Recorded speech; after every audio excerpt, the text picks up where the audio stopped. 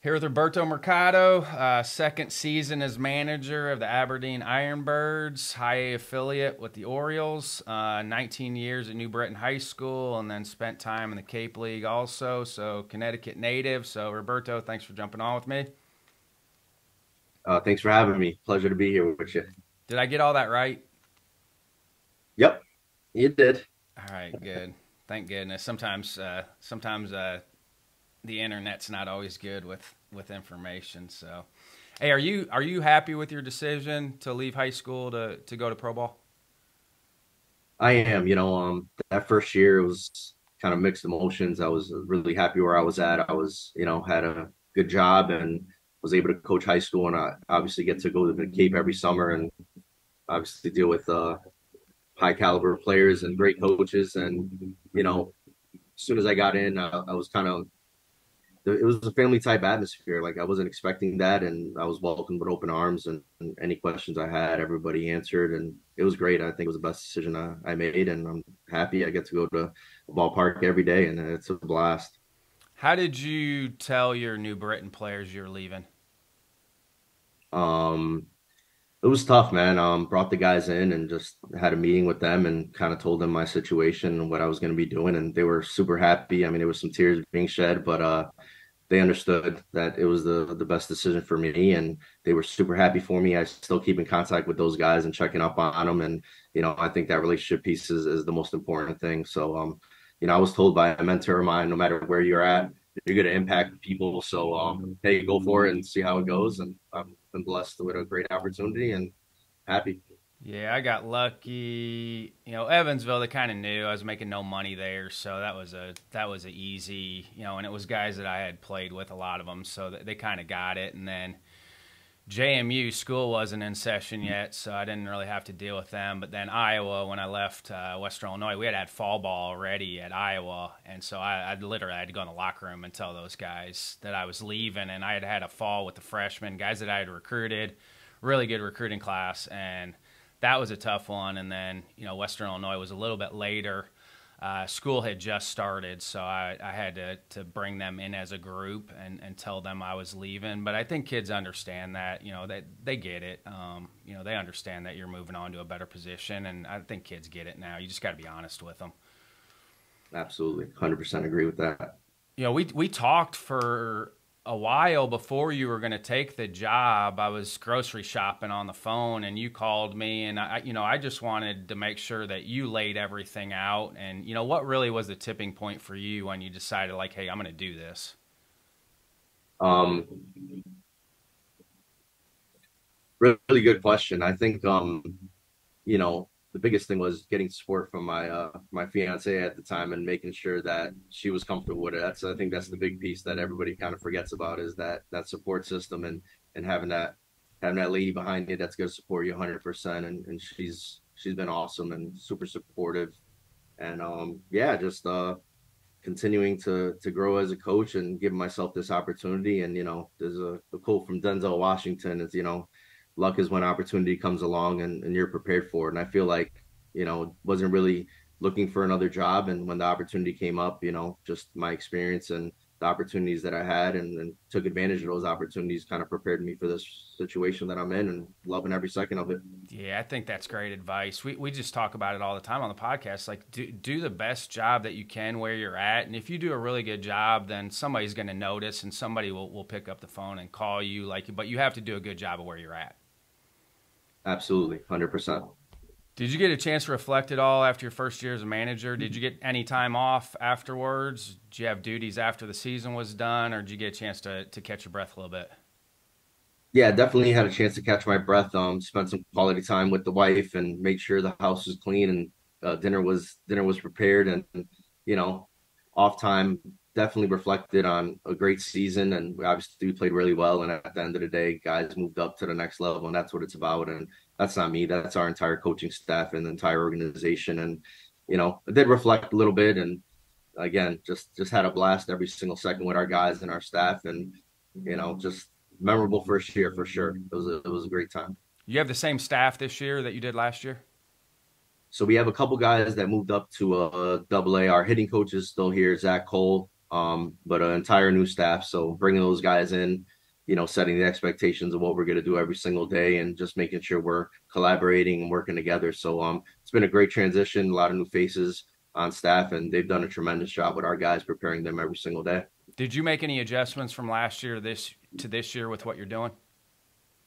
Yeah, for sure. I would say like more the scheduling aspect, just the day to day, we're playing 130 games, playing 6 days a week, and kind of monitoring players' workload and understanding that. I think that was like the biggest transition from going from high school in the Cape, where you only have a limited amount of time and there's so many things you have to do. And it's like, man, we got to make sure our guys are prepared for that game at 7 o'clock and not overworking those guys. But yeah, definitely scheduling aspect, just the day to day, how to handle different situations. That first year definitely prepared me for this year to be more prepared. And you lucked out a little bit last year because they adjusted the minor league schedule and they provided housing for the minor league players. I mean, have you talked to anybody that had to deal with that beforehand, like how much easier it is for you with some of that stuff taken off your plate? Yeah, for sure. I mean, just even the players, just the less stress of having to worry about where am I going to be staying and things like that. And the Orioles have done a tremendous job. I'm in my apartment right now. The place is beautiful, not too far from the field, and they take care of all of us. And I think that was great. I mean, James McCann was with us in rehab, and usually guys buy a spread for dinner. He's like, man, you guys are eating pretty good here. He's like, I'm going to get you guys a ping pong table instead. So pretty cool just to see guys from, that were in the minor leagues years ago and kind of see how things have evolved, and it's gotten much better for our guys. Who's a better player, Connor Norby or Jackson Holliday? Oh, man. They're both special, Is that, man. is that the future middle infield of the Orioles? Could be. That's not my decision. My job is hey, my job one is hits left, one hits right, one's second base, one's short. Like, I mean, you can kind of envision and dream on that a little bit of how special both those guys are. For sure. I mean, we got a guy named Mateo who's a pretty good player, and a guy named Gunnar Henderson too. So I mean, there's a lot of talent. We talk about versatility, and whether it's youth, high school, college, and professional baseball, being able to play multiple positions is extremely important. You see a guy with the Orioles, Taron Vavra, who's can be an emergency catcher, play second base, play outfield. So I think being able to be play multiple positions will definitely benefit. But yeah, both of those guys, great players, and fun to be around, and looking forward to seeing Jackson with us we'll see how long he's here for and continue doing his thing. Did coach in high school as long as you did, does that help you? Okay, Jackson was just in high school last year. Does that help you communicate with those guys? It does. I think the biggest key is like I said before, like the timing aspect of making sure in high school you have such a short amount of time. There's so much information you want to give to your players, where here it's like, all right, we're gonna just focus on one thing. Let's master this first and then move on to the next thing. Where in high school there's so many different things you have to do to prepare that guy for that short season. So yeah, just making sure we're focusing on the small things, and making sure we're delivering that message at the right time. A lot of times, us as coaches, we want to help our players so bad, and it's like, man, I want to give them this, this, and this, and it's like, you know what? Let's hold back a little bit. Let's keep that information in our back pocket and use it at the right time, and deliver it the right way to that player. Yeah, Kevin Schnall and I talked about that on the podcast a couple of weeks ago. He talked about as he's gotten older, he says way less to their guys as he's gotten older. He kind of lets the drills take care of some of the coaching, and not trying to speak as much as he did when he first started. Yeah, for sure. And I mean, just observing and just watching, and then, maybe finding that way to kind of throw in. I'll give you an example. We had a player was taking around a BP 2 days ago, and just squaring a baseball up, hitting the ball to the warning. We have a big park in Aberdeen, squaring balls to the warning track in center field. And he comes out of the cage, and I asked him, I say, what percent were you swinging right there? He's like, about 50%, 60%. I'm like, man, you were barreling some baseballs, man. That was some controlled violence. And just kind of left it at that. And then, that night, I think it was 2 for 4 with a home run. Yesterday during BP, I asked him again. I'm like, hey, I go, what percent were you swinging at in the game? He goes, about 80%. I felt like I was more in control, but with a controlled violent swing. And it's like, you didn't have to coach him, didn't have to, say anything. It's just finding that right time to communicate with the guy and let him think about, like, man, that was an easy swing and that ball went that far. So just little things like that, find ways to do it without feeling like you have to tell the guy you need to do this, this, and this. So I think that's extremely important. And your time with the Cape with Scott Pickler, did that help you deal with elite college players then too? Because you're going to get the elite with college players too. Did that help you? Oh, it was a huge part of my development, giving me the opportunity to even be here. Scott Pickler great man and somebody I still keep in contact with. And, just being able to be there and be around such talented players over the years and talented coaches. Like, I learned so much from all the guys that have come through there, and definitely prepared me to deal with this high caliber of player. I see you're still doing the player of the game necklace, and you showed the are you doing the mini bat necklace that you showed at the ABCA convention for barrels? I loved it. Yeah, we do. We Because they're talk still about kids, right? yeah, they're still kids, and you know what? They live for that, man. They love it. We have some incentives. The Orioles, we have some incentive for guys with some gift cards at the end of the week, and for our pitchers as well as our position players. And it's, like you said, if you value it, let's reward it and make sure these are the things that we want to focus on. And yeah, it's fun, man. Guys bring their barrels with them to our weekly meeting, and they get the barrels, and guys are battling to see how many barrels they get on that chain. So it's fun, man. It's been fun. Was it difficult putting your ABCA presentation together? It's funny because I schedule so far out. You're an amateur coach. People look at the lineup on the youth stage and like, oh, wow. I'm like, well, Berto was a high school coach when I asked him to speak, and luckily he did it. And I felt bad for you, too, because you're coming off your first season as a manager, and then you got to probably just rush in to try to get your presentation finished. No, it actually worked out pretty well. I had some video that I recorded during the season, and it kind of translated. It's funny. It's like no matter what level you're at, we're still focusing on the fundamentals of the game. And like I said before, we're focused on one piece, not the whole player. Just, hey, let's focus on this one thing. So yeah, presentation I went really well. Thank you again for the opportunity. It And was phenomenal. yeah, If anybody hasn't watched it, you need to go watch Berto's talk from last year in Nashville. I thought it was one of the best ones we had in the lineup, and the lineup was great, but I thought it was one of the best ones we had. thank you. Appreciate that. Was Pick the one who nudged you to be an ABCA member? Actually, it was back in 2017. It was in Anaheim, my very first year. Actually, Tyler Gillum, a friend of mine, brought it up and said, "Hey, you should head out to the ABCA," and that was my first year, and it was awesome. And Scott Pickler, that's his hometown out in California, and I kind of roamed around with him, and he's like the governor over there, man. Everybody knows him, and he's introducing me to everybody. So, yeah, it was a great first experience there, and I wish I joined earlier, but I didn't. But I definitely took advantage over these past couple of years, getting better as a coach and getting to meet great coaches and building that foundation, especially even during COVID. I mean, we all connected so much during that time. How did you connect with Ty? Tyler Gillum, Yeah.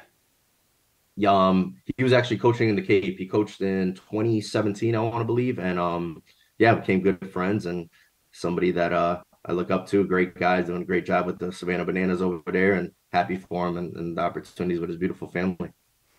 These questions were Pick, by the way. Pick, I text Pick. I'm like, hey, I'm interviewing Berto, and he said first one is rumor has it when you got to YD, you guys won three straight league championships.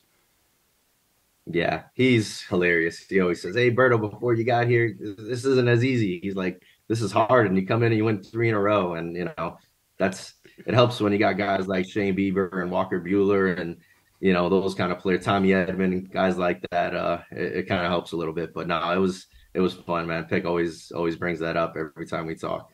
What did Pick tell you about your future wife when he met her the first time?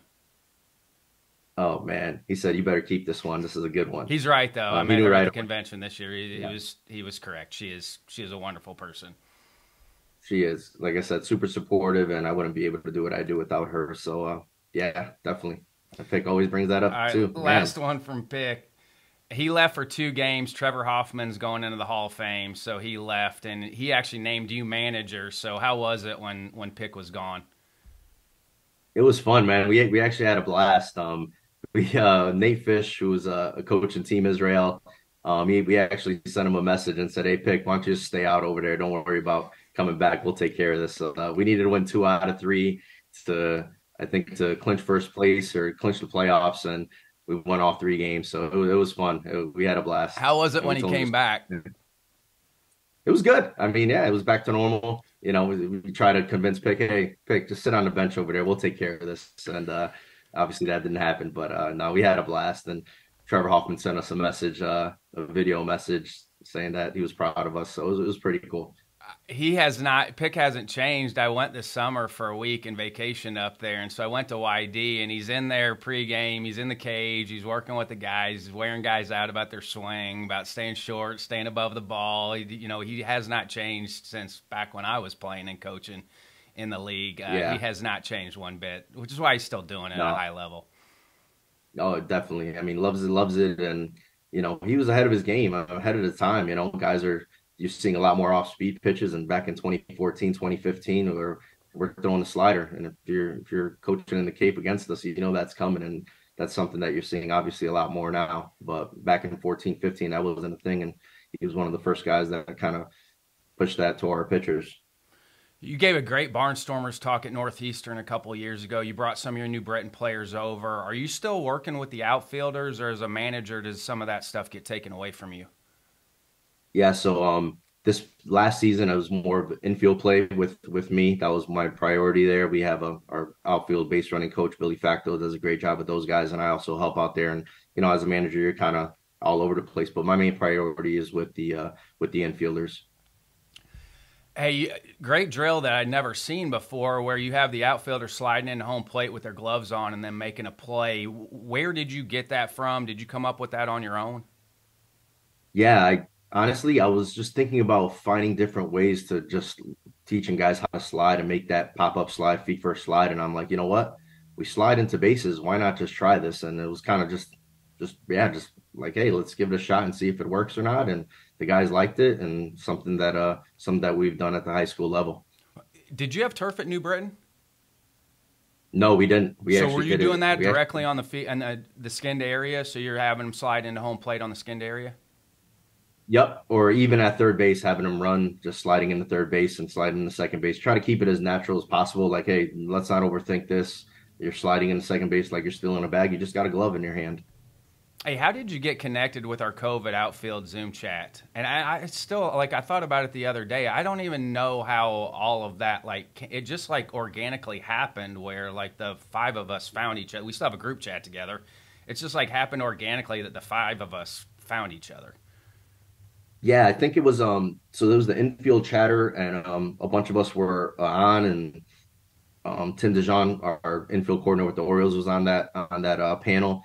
And then I think after a couple of weeks, we're like, man, I'm not sure if it was Pla. I don't know if it was you. It talked about it. Let's do an outfield hey, I don't chatter. know much about outfield, but I'll jump in on this thing. And poor Jake, I know why Jake started it, because he had the Zoom account. So Jake Lindmeyer, that's how Jake came in. He's a catching guy. I'm an infield hitting guy, but I was like, I don't know. It sounds like a good idea. We need stuff to do. I had just moved to North Carolina with my family, and I was like, I don't know. It sounds like a good idea. It's fun. Yeah, no, it was a blast, man. I think it started from that infield chatter. And we're like, hey, let's do an outfield one. Next thing you know, there's five of us starting, and then there's 10, and then there's 150 people on the Zoom call after 2 weeks, and obviously bringing in great guests as well, and obviously everybody's sharing, and that was awesome, man. And that's one thing, with COVID, you could take it as a negative. I take it as a positive. That was a blessing. It definitely was. Blessing. For sure. Who was your favorite guest out of the? I think we went 11 or 12 weeks. Who is your favorite guest out of that crew?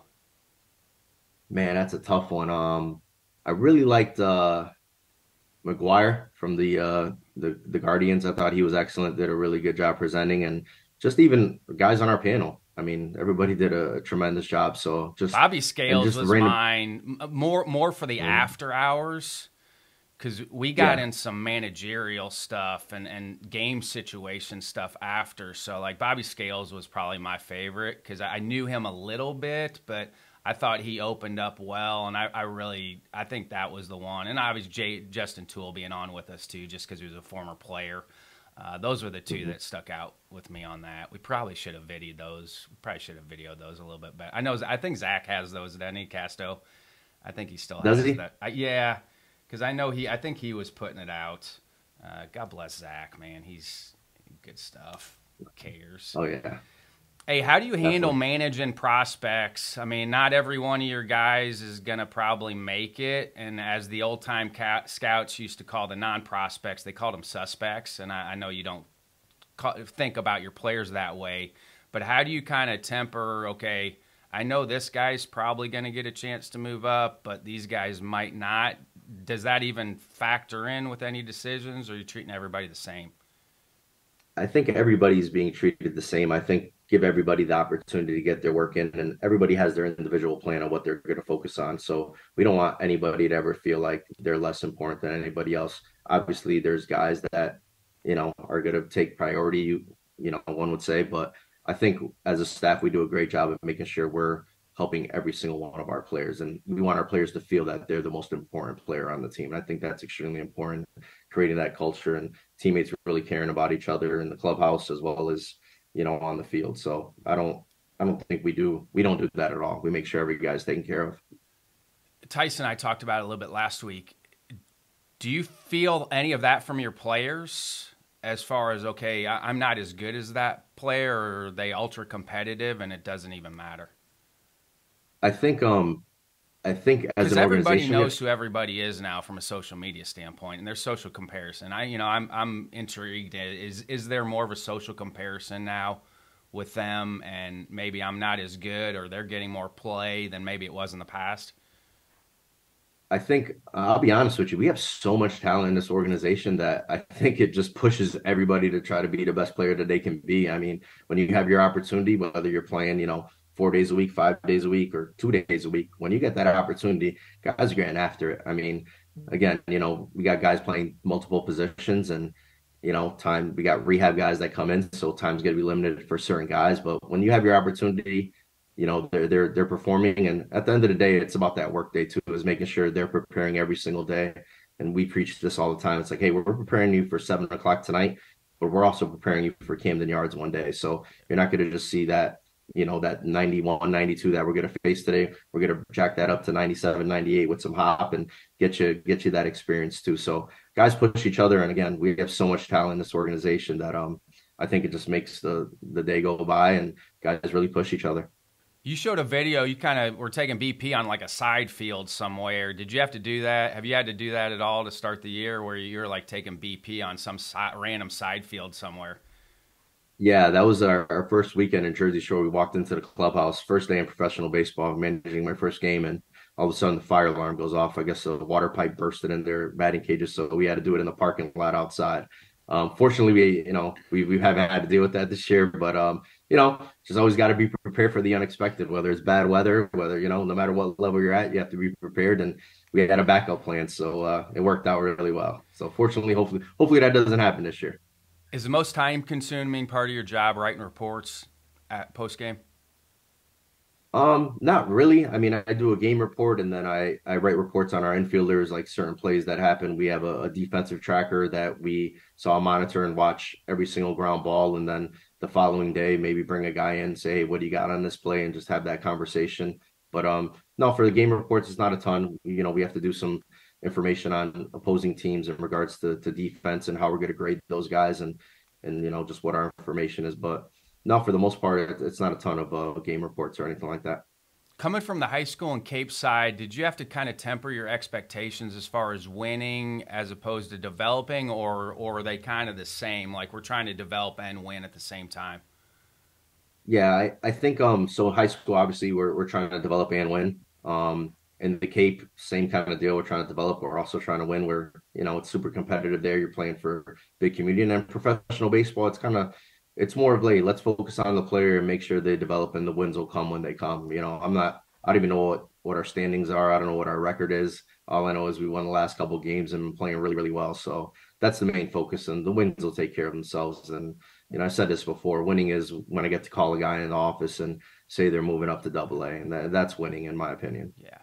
Because, again, a lot of that's out of your control, too. You might have a really good team to start the year, and then guys are going to get called up, and so you're going to lose some roster spots with guys that are really talented, which is a great thing. Like, you have talented players, but you're probably going to lose those guys at some point. They're going to get called up. For sure. And again, that's winning, man. I mean, last year we had basically three different teams, and we won the first half and had a pretty solid second half and made it to the finals. And, right before that championship series, a couple guys had to get called up, and, I'm happy for them. It's like, yeah, it sucks that we lost those guys, but it doesn't matter. It's about them moving up and ultimately getting them to reach their final goal of getting to Camden Yards.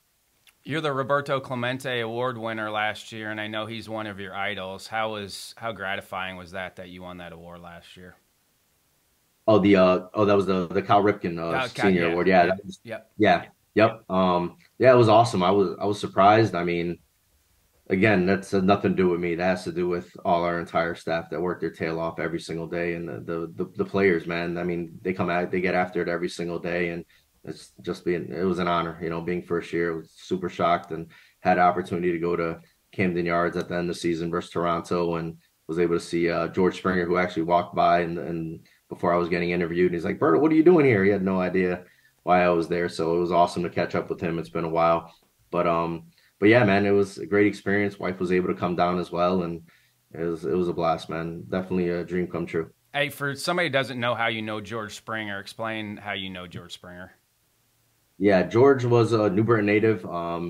His grandmother was a principal here, and I actually coached him when he was a freshman in high school at New Britain High School before he transferred over to Avon Old Farm. So still connected with the guys. Back in 2017, he reached out and bought our entire team cleats and was a big part of our community. So great guy. Don't talk to him very often. He's a busy guy, but every time I do see him, I make sure we connect. So great person. How many of those New Britain players that you coached over the years ended up moving on to the next level? Um, I don't have that number on me, but we've had quite a bit of guys. And it's an inner city school, and there's no recruiting. We get what we get, and at the end of the day, we're trying to get the best out of those guys. And we've had a handful of guys. I want to say at least 4 or 5 guys every year have moved on to play college baseball, and ultimately, we want every single one of our players to either move on to secondary education, get into the military, do something with their lives, and make sure they have a plan. And even this past year, there's a couple guys that that I knew from coaching them freshman, sophomore year, helping them contacting some college coaches and say, hey, what do you got on this guy? Maybe this kid will be a good fit for your program. So still trying to help those guys any way I can still.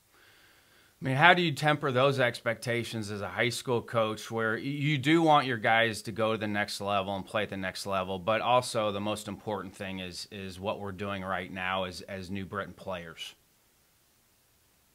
For sure. I think making sure guys understand that, hey, we're going to go to the next level. Hopefully, you have that opportunity, and the coach sees something in you to prepare yourself for that next level. But I think being able to being able to focus on the now, right? Making sure guys are locked in on where they're at right there, their high school season, and finish strong and have a really good year and get ready for their off season and hopefully go play college baseball.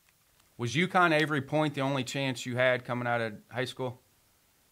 Yeah, it's kind of crazy how it all happened. I was a pretty good outfielder, good defensive outfielder. That was a little light. Went to Chris Corkum, a hitting clinic, a hitting guy. Went out there for a day or two, and this was my senior year. It was at the end of the season, and he's like, "Hey, are you playing college baseball?" I said, "I'm not sure what I'm doing, to be honest with you. I wasn't even going to go to college." And he's like, "Well, you need to play college baseball." And he contacted Roger Bidwell, and he came down to see me. Unfortunately, I had a great summer that year, and came down and said, "Hey, we'll give you an opportunity," and was blessed for that opportunity and be able to meet, Coach Bedezwa, who's the assistant coach over at UConn, and he was my hitting coach at the time, and he's the kind of guy that brought me into the Cape and said, "Hey, there's an opportunity. See if you want to go for it." And I said, "Absolutely, let's do it." So Are you definitely holding blessed, on to man. anything that you learned as a player, like drills or anything, coaching? Are you holding on to anything that you learned as a player? I think the biggest thing I learned was, and this may sound kind of weird, but not care so much. I was the kind of player that cared so much that wanted to do so well for our team, and it kind of prevented me from actually seeing what I could actually do. Sometimes guys put so much pressure on themselves and wanting to perform and want to be the greatest, best player that they can be, and sometimes we kind of have to go back a little bit and say, "Hey, I'm a good player. I'm confident," and kind of trick your mind into feeling great. And at times, I tell our guys that all the time if they're struggling a little bit, say, "Hey, you're the best player on the field. If you don't think you're the best player on this field, let me know so I can take you out of the lineup." And I think just that mindset, I think, is something that, I learned at I would say about high school to college age, and I kind of bring that on. But I mean, with the amount of information, amount of technology that we have, and all the great coaches we have, there's so many different ways to prepare guys and different ways to teach guys. Content, was king before. All the information wasn't out there. Now it is. Baseball community, we share everything, and And now it's just about how we're going to deliver that message to our players and see what sticks to the guys. Yeah, I love the quote, be careless, but don't care less. Like I That's would try, I would say that to our players all the time. I'm like, be careless, like, okay, carefree and all that, but don't care less. Like it's important, but you have mhm. to get out there with that joy and attack it that way and don't put so much pressure on yourself. It's that free to fail mentality. Like that's just part of playing the game is it's going to stick it to you sometimes, but you can't concern yourself with that. Like you just got to go out there and play carefree and play with some joy.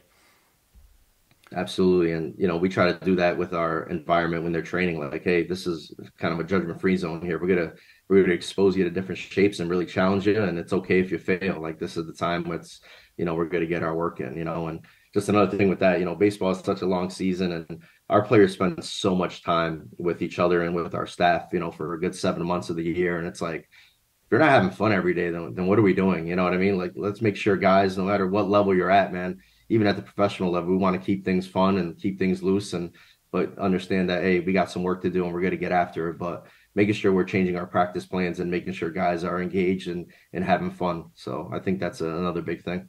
I saw UConn Avery Point only has 3 teams on campus. Is that a benefit? There's only three teams that compete on that campus.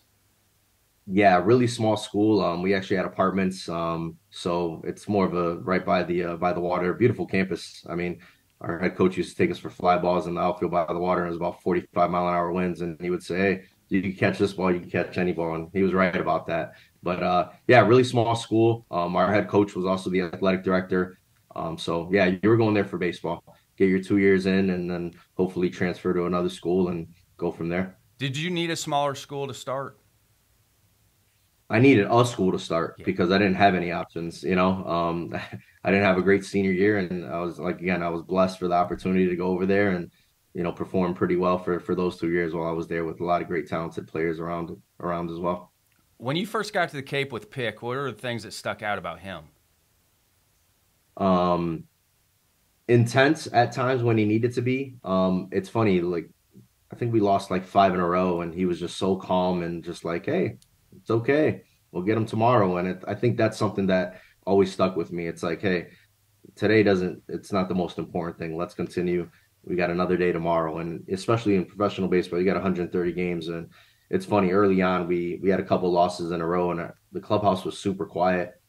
And I walked in there, I said, "Hey, guys, we got 122 more of these guys. It's okay. This isn't like a college season where you maybe lose a series, and that's maybe a big part of the chunk of your season here. It's like we got a long way to go, guys. It's okay." And I think I think I picked that up from Pick right away early on. And I think how he managed all of us as a staff, held us to high standards, didn't micromanage us, let us do our thing, but also made sure that we were on time and making sure we were doing things the right way. So I take a lot of that from Scott.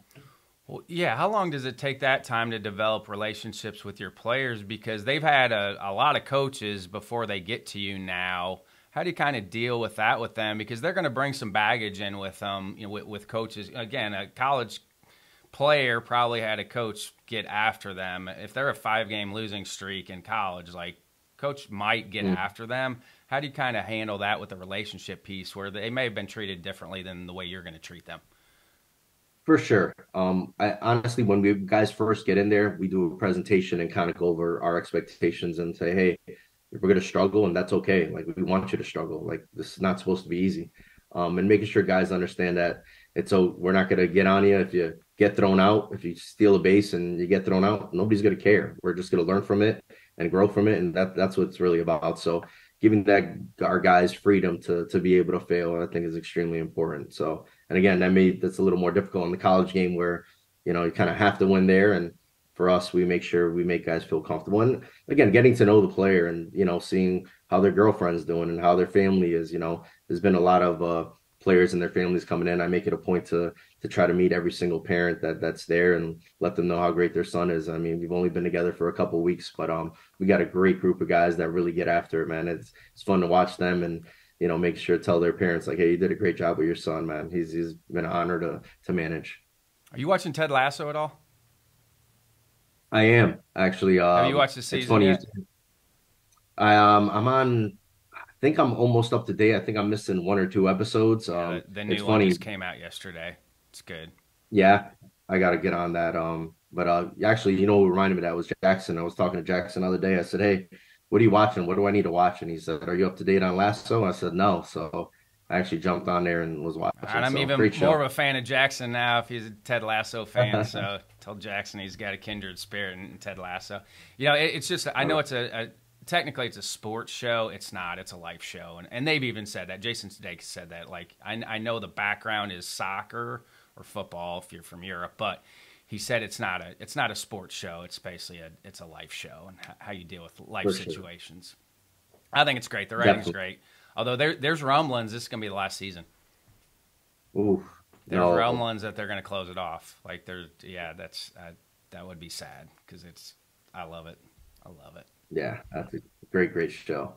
Hey, I had somebody kind of reach out to me on LinkedIn about they're on the amateur side of getting into professional baseball, and I think this is we still have a ways to go, but I think it's easier to get in now if you haven't been in professional baseball. For somebody maybe that's thinking about trying to make that step, what are some recommendations for somebody? Yeah, I would say any kind of opportunity you have, like if you're a high school coach and you have an opportunity to go to a summer collegiate league, take advantage of that. Obviously financially it may be difficult depending on your situation, but take all the pros and cons in and say, hey, is this something I really want to do? I think this is going to help my development as a coach. Also, networking as well. I would say that going to the ABCA obviously is another great place where you can network as well. And again, like I said before, kind of be where your feet are and try to be the best at where you're at. And we always tell our players, especially at the high school level, hey, you never know who's watching, man. Like people are in the stands, people know each other, college coaches, there's friends that may be friends with a college coach and say, hey, you need to go see this guy play. And it's the same thing with us as coaches too. They're like, hey, I think this guy's got something there. Maybe keep an eye on him. So I would say that try to give yourself as much exposure as you can. I was fortunate enough to go to Australia and New Zealand in 2017, 2018, and that came from a scout from Tampa back in 2016. So just, again, you never know who's watching. Work your tail off and go above and beyond, man. Just do more than what's asked of you, and put in those long hours. And it's people say it's a grind. Like it's not a grind. It's fun, man. If you If love you what you love do, it, it's not a yeah, grind. It is not. The people that if not somebody says this is a grind, I'm like they don't like it that much. exactly for sure. I'm with you on that. Do you have a fail forward moment? I mean, you have something you felt like might set you back, but it helped you move forward in life. I would say I want to say in 2017, I actually went on an interview for a professional team. First time I ever did. I haven't been interviewed forever. I don't think even you know about this. And did the interview, never got a call back or anything like that. And it was kind of like, man, maybe this isn't for me. And I told myself, you know what? Let me keep growing and let me keep continuing. I'm 43 years old. I'm not a 23, 24-year-old kid. I've been around the block a little bit, but I would think just that opportunity and of just being interviewed and kind of going through that experience kind of helped me prepare for this situation that I'm in right now. But I would say that would be one of the things that I would be a failed moment. Were there any questions they asked you that you didn't feel like you were prepared for? I honestly I don't remember exactly. I just didn't feel very confident going into it, to be honest with you. And I think that was the best thing that I did was failing at that and not doing very well in that Because I situation. knew So mine's the Kansas State phone interview I screwed up. Like that's my biggest one. Like I knew I screwed that up. They asked me about recruiting, the mhm. recruiting calendar, and I didn't have a great feel for it, and I muddled through it, and like I knew I screwed that up, so I knew I needed to get better at that piece, and that was a brutal. I apologized to Kansas State way back in 1999 and how bad my phone interview, and I've never been good at phone interviews. I would have liked to have been a coach now coming out with Zoom chats. I just feel like the face-to-face eye contact piece is huge. I just think over the phone you don't always get context. That was the least favorite part of my job. And even at Western Illinois, I was on a bunch of hiring committees. I hated doing phone interviews with candidates too because you just couldn't get great feel. I mean, you're looking at their resume, you're talking to them, you just can't get great feel for somebody over the phone as opposed to eye contact face to face or meeting them face to face. It just was always my least favorite part of the interview process was the phone interview piece. for sure. What are some resources or recommendations for people listening in that they need to get into that you're diving into that you feel like helped you outside the ABCA? Well, I was gonna say the ABCA has Yeah, been a yeah. I big mean, part. yes, yeah. But anything else? Anything else tricking your trigger right now that you like? Um, it's funny, all our coaches are reading different books right now, and I have to get on them about which book should I read next. I I'll know throw I three listened out. to The three two I have are rereads. I'm going back to ones I've really liked. Psychology of Money, phenomenal book. It has great stories in there. I told that story with the Walking Tall podcast. I interviewed them, but one about Lou Gehrig's. It's not in Psychology of Money. It's in Discipline is Destiny. Talking about Lou Gehrig wanting to quit when he was in the minor leagues. It's a phenomenal story. They had to send a scout down to an old-time scout had to explain to him that 3 or 4 out of 10 is really good in baseball because Lou Gehrig thought he should get a hit every time, so he's going to quit. So they had to temper his expectations on what that is. But Psychology of Money is tremendous. And then I don't normally read nonfiction books, but I'm rereading Dharma Bums, Jack Kerouac, the Beat Writers. I'm kind of an old hippie, so in the 60s, the Beat generation was writing books, and Jack Kerouac was writing books. On the Road, everybody knows On the Road, but Dharma Bums, I didn't really like On the Road. I liked Dharma Bums a lot. It's a really short read, so that's one of the nonfiction books I'm going back to right now just because it meant so much to me as a high school kid. It really changed my worldview on what is important and what isn't important by reading some of the Beat writers. I know that's not for everybody because some of those books are out there a little bit, but that whole culture of the Beat culture actually changed my worldview on how to treat people and tempering expectations and more than anything on how to actually treat people and being kind to people. Like that spoke to me as a high school kid with the Beat writers. awesome. So yeah, tell your Yeah, coaches definitely. to dive into those. I will shoot me a text with those books again so I could send it up to those guys. How is your sleep schedule? I mean, you're playing mostly night games, correct? I mean, you mix a day game Yeah. in. Is Getaway Day always a day game for you guys? So is that Sunday game a day game for you guys? Yeah, usually Sundays are 1 o'clock or 2 o'clock start. I'll give you an example of like our schedule. Like right now it's 11:40 a.m. I'll probably get to the ballpark around 12:30. Clubhouse will open around 1:30, so I'll get in about an hour before. Guys will get their lifts in depending on their schedule for that day. We have our early hitting group. We have our defensive group. We'll kind of go through the entire day. 7 o'clock game. Game ends at 9:30. Hopefully we win. We hand out the chain. Um, then kind of meet with the coaches and kind of go over the fundamentals of some things that happened in that game and then set up our classroom for the following day.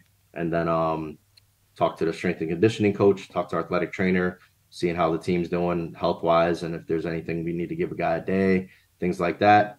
Set the schedule up for the following day. I'll do my game reports, look over some video, check my emails, and then head back home. So it's When do you get to again, it's a sleep? kind of When do you get to a sleep? so I usually sleep. I'll probably go to bed, honestly, 2 a.m. and I'll get up around 9. So I'll get a good 7 hours every single day. Um, Try to get a workout in, have some breakfast in the morning before get the day started. I need to start reading maybe some of those books that you mentioned. You're Put too that in my busy, routine as man. well. Save it for the fall. Yeah. Put it on your list Well, for October. that's one of my goals actually is to And I've been consistently work off out reading. I four or go in five times. I go in spurts. You know, it's similar to lining up the podcast. Like I have like 4 recordings this week. I think I have 5 next week because I'm doing so much travel here at the end of May that I didn't want to rush. So I just want to get a bunch of them in the queue so I can kind of take a breather there in June. I do the same thing with reading. Like I'll get in like I'll drink from the fire hose with like 2 or 3 different books, but then I will take a break from it too to get away from it, and I won't read for a while. That works for me. I'll throw recommendations out there, but anything that I do works for me. I don't expect it to work for everybody else, but that's always worked for me. And I have to when I read, I need 2 or 3 going at the same time because I think from a retention standpoint, I like to read a chapter read a different chapter of a different book, read a different chapter of a different book, and then rotate back around. I think it keeps me more engaged. It's almost like studying. That's how I always studied in high school and college too. So I tried to relay to our players. This is one of our first meetings we had with our players when they got there. Is actually study skills. We always wanted them to study because they were in class. Usually it's a 15-minute block for a college class, so they get 10 minutes off. So I wanted them to study in the same block they had to go to school in. So I would recommend that, hey, go at it for 50 minutes, but now take a break. Take a 10 or 15-minute break and then go into something else, a different class for 50 minutes. Take a 10, 15-minute break, and then go back just from a retention standpoint. If you try to go for like 2 or 3 straight hours on something, you're going to lose a third of that. So you're basically wasting your time from a retention standpoint. So I've kind of carried a lot of that from what I was doing as a player and a student growing up. And that did really help our players because a lot of kids, especially your high school kids, they've never really been taught like how to study, best way to do it. So I really felt like that was a really beneficial thing that we would explain to our college guys. Like, hey, study in 15-minute blocks, take a 10, 15-minute break, and then move on to something else. Love that. That's great. Great insight there. You got any questions for me? When you come to visit me, man, are you going to go to I'm going to see you next week. You're in Okay, Winston-Salem awesome. next week. We are. Yep. Yeah. Awesome. I got invited. These old timers invited me on a golf trip. So a week from Friday, I'm going on a golf trip. But I got time early in the week. I'm gonna sneak over and see you. I'll let you know for sure. Like when I'm coming to Winston Salem. It's 20 minutes from the office, so it's good. I love seeing you. I mean, I'm excited. I saw you really early last year. You guys were here like the first or second week. Norby hit a opposite field home run the first pitch of the game that Tuesday. I just got done working camp for Scott Bankhead and came over, and Norby had actually played for Scott Bankhead. If you go to the North Carolina Baseball Academy, Norby's name is on their list of college commits.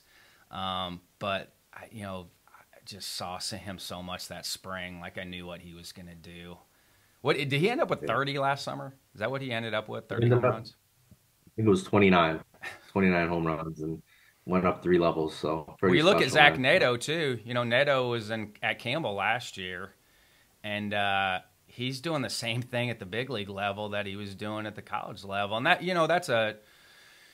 that's a compliment to what college coaches are doing now. You got a kid who was in college last year who's already doing really well in the big leagues.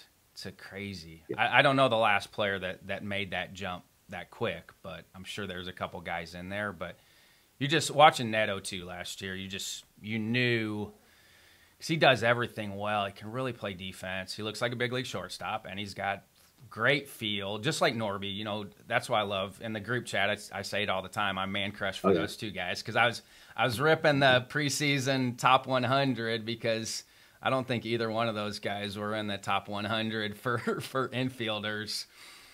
I'm like, I don't know what anybody else is seeing that isn't seeing that I'm seeing just because they do everything well, and that's an advanced feel for hitting. I mean, I know Norby was with you briefly, but did you have a chance to talk to him much about his approach?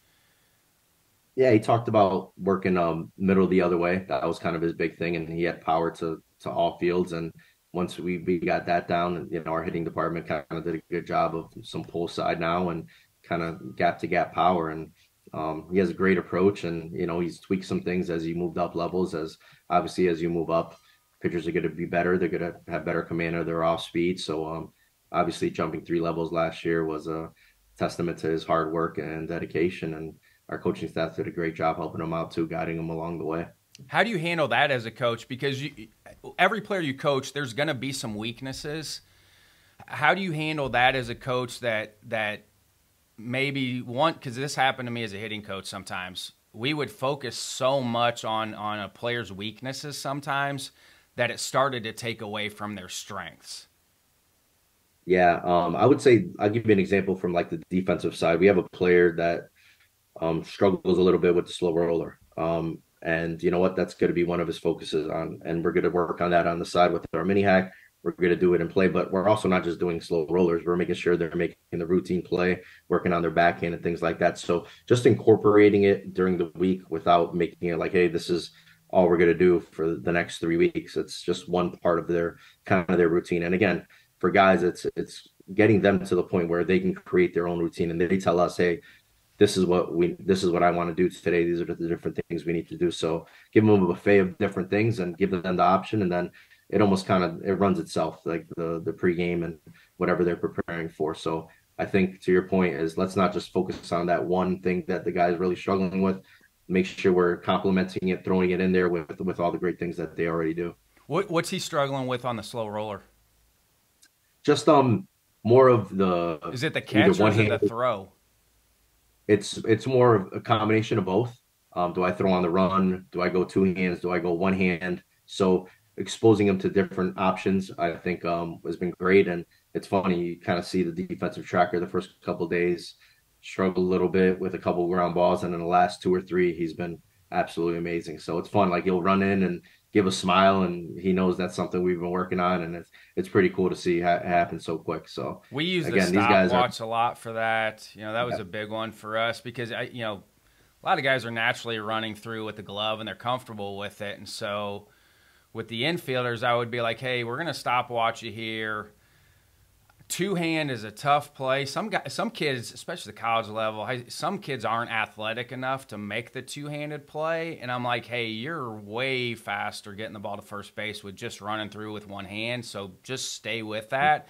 We'll continue to work two-hand just so it's in there, and maybe that gets cleaned up over time. But I'm like, once we get to competition, go with whatever you are quickest to get you to first base. And so, like, the stopwatch was a good indicator for them. It's like, okay, this is the quickest that you get it to first base. So when we're in competition, use that. And then, yeah, we'll work on all three over time, and maybe it gets cleaned up and those times start to come down. But right now, if running through one-handed or two-handed is your best throw, stay with that in competition. And then in training, we'll try to get that piece cleaned up.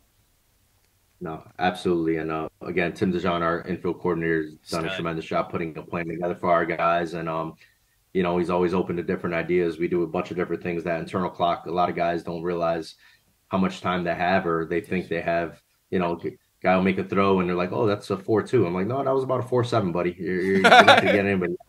Ours were the opposite. I'd be like, hey, we're working 4 flats today or 4-2 today to first base.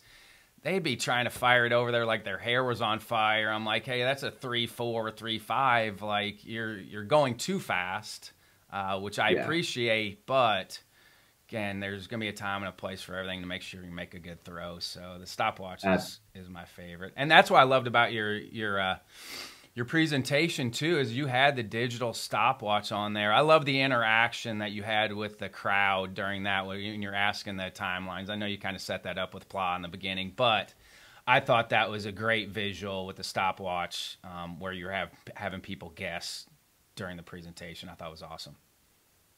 Very cool. Awesome. Yeah, we incorporated that a little bit, too, with just coloring baseballs. Probably been around for a while, but it's funny. We have a plus runner on our team, Luis Valdez. He stole 72 bags last year. This kid flies. He runs like a 3.8 to first base. And so I colored a gold ball, and every time I hit the gold ball, we have to get that ball to under a 3.8. So it's fun, man. It's competitive, and it's a great way to get guys more locked in during your pregame or during your prep work. Is make it competitive. We talk about that. It doesn't matter what level you're at. Make it competitive, make it fun. And guys will enjoy it, and they'll get after it. Are you guys running a little bit more with the new rules, the bigger bags and everything? Are you guys running a little bit more? So last year we were the kind of the guinea pigs. We had the bigger bases, and we had the pitch clock and the 3 pickoffs. So we ran a ton last year. This year we're running a ton too. Again, give guys freedom and kind of teaching them new school and traditional, and kind of giving them both options. And it's kind of funny, like we're talking about base running here, and we're also helping our pitchers with that, combat that, because Hudson Valley, Tallarico's over there with the Yankees. Their base running coordinator does a great job over there, and we're facing them actually this week. So finding ways to help our pitchers combat that, as well as helping our players continue to to master that. So it's been great. I mean, we're seeing our catchers are stealing bags. We got everybody. I think everybody on our team has a stolen base. Last week we were, I think, 23 for 24. So continue to being aggressive. And again, we don't care if you get picked off. Let's learn from it and just get better. How are you differentiating who can kind of stay traditional with their leads and their steals, and who maybe needs to mix the hybrid leads and steals in? Yeah, I think like our guy was throw 72 bags last year. I mean, this kid flies. I mean, we don't have to worry about new school with him. That's I how don't I care if was the too. pitchers. I was a 6'3" runner, Yeah, so I even if I was playing now, I would have stayed more traditional because I didn't need any help. Now I vaulted naturally at second base just because you had to hmm get a better jump, so my feet were always moving at second. But at first, I didn't need to have my feet moving hardly at all. for sure. And we tell the guys whatever you feel most comfortable with, and we'll expose them to both and continue to work on the new school lead with guys and the hybrid and things like that to prepare guys. But I think that's one thing that's going to change in Major League Baseball eventually is that you're going to see more pitchers being a 1-3 or less to the plate.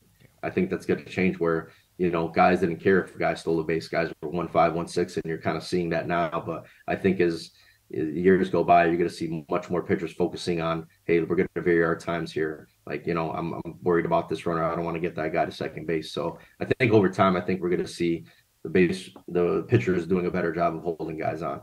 Yeah. What are some final thoughts or something I should have asked you that I didn't before I let you go? I know you're busy. Um, Man, great question.